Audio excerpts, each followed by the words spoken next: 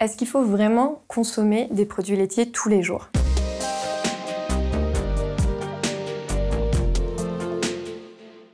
Je m'appelle Alexia Cornu, je suis coach et experte en physiologie féminine. Dans cette vidéo, on va voir que les produits laitiers ne sont absolument pas obligatoires pour être en bonne santé et bien au contraire, une consommation trop importante des produits laitiers peut être négatif pour votre santé.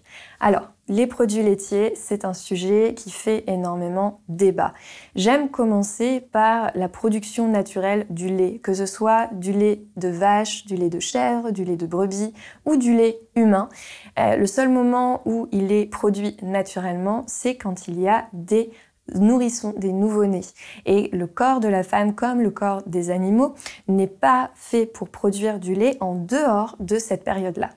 Maintenant, au quotidien, quand on consomme des produits laitiers, c'est quand même très souvent du produit laitier qui viennent d'animaux comme la vache, qui sont beaucoup plus gros que nous. Et quand on regarde la taille d'un veau à la naissance et qu'on compare à la taille d'un nouveau-né, un humain, et qu'on voit à quelle rapidité le veau va devoir grossir pour devenir de la taille adulte de la vache, on compare ça à la taille adulte d'un être humain, il y a une différence qui est énorme, qui va au-delà de 5 à 7 fois le poids d'une personne humaine pour une vache. Et donc de bien se rendre compte que la qualité du lait qui va être produite par la vache et ce qui va être dedans en termes d'hormones de croissance, en termes de graisse, en termes de nutrition, va être beaucoup trop riche pour l'être humain. Et donc, de consommer des produits de vache sont déjà beaucoup trop riches pour nous, mais en plus de ça, les consommer à l'âge adulte ne fait aucun sens puisque au-delà de notre croissance, on ne devrait absolument pas consommer ces produits-là. Alors vous allez me dire oui, mais le calcium, les os, etc. Eh bien, de nombreuses études récentes ont montré à quel point des populations comme les populations asiatiques qui ne consomment aucun produit laitier ont une densité osseuse bien plus importante que les populations occidentales. De plus, le calcium qui est dans le lait est empêché au niveau de son absorption avec le phosphore qui est extrêmement présent dans le lait. Le phosphore a aussi un effet négatif sur l'absorption du magnésium, ce qui fait qu'au final, ces nutriments-là sont beaucoup moins bien absorbés par le corps humain. Alors, vous pouvez totalement trouver du calcium dans les crucifères, par exemple, les légumes verts à feuilles, mais également dans les oléagineux qui en contiennent énormément. Il n'y a pas uniquement les produits laitiers qui permettent d'avoir du calcium et l'absorption du calcium qui va venir d'aliments végétaux va être beaucoup plus importante au final que celle d'origine animale. De plus, le nombre de personnes intolérantes au lactose est en nette augmentation.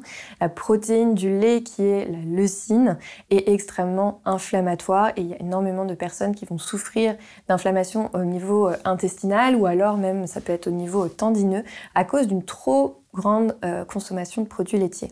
L'idée derrière, c'est pas d'arrêter complètement de consommer des produits laitiers, c'est juste que notre consommation n'est absolument pas adaptée à nos réels besoins et donc de réajuster. Ce que je vous recommande, c'est de ne pas excéder un produit laitier par jour en moyenne, au grand maximum, c'est-à-dire 7 par semaine. Et si vous pouvez être en dessous, c'est encore mieux. Il y a énormément de possibilités pour remplacer les produits laitiers et cet aliment n'est absolument pas indispensable. Énormément de personnes sont en excellente santé et ne consomment aucun produit laitier. Pour commencer, vous pouvez déjà passer de produits laitiers de vache à des plus petits animaux comme brebis et chèvres. Ce sera déjà une première étape très intéressante si vous consommez beaucoup de produits laitiers.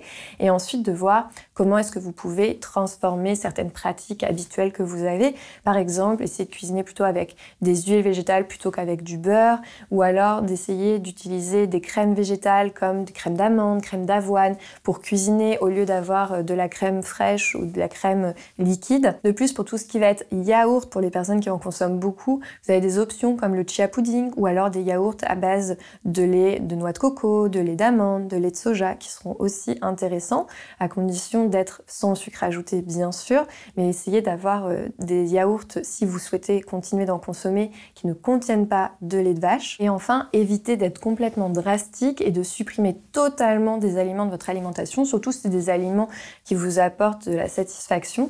L'idée c'est de garder une petite quantité de produits laitiers si vous aimez ça, mais de ne pas être dans les excès extrêmes pour pouvoir du coup vous éviter des inflammations, également des risques comme le diabète qui vont être très importants avec une consommation excessive de produits laitiers et d'essayer de vous rapprocher au maximum d'options davantage végétales. Enfin, si vous avez vraiment peur pour le taux de calcium que vous avez et que vous voulez avoir toutes les chances de votre côté pour garder des os solides, eh bien je vous invite à consommer plutôt des sardines avec les arêtes et de vous faire des petites rillettes puisque les arêtes sont une source exceptionnelle de calcium, donc n'hésitez pas à plutôt aller consommer des petits poissons avec arêtes et vous aurez bien plus de calcium que dans les produits laitiers. Si vous avez des questions, n'hésitez pas à les laisser en commentaire de cette vidéo, je me ferai un plaisir d'y répondre et abonnez-vous à la chaîne pour avoir mes prochaines infos.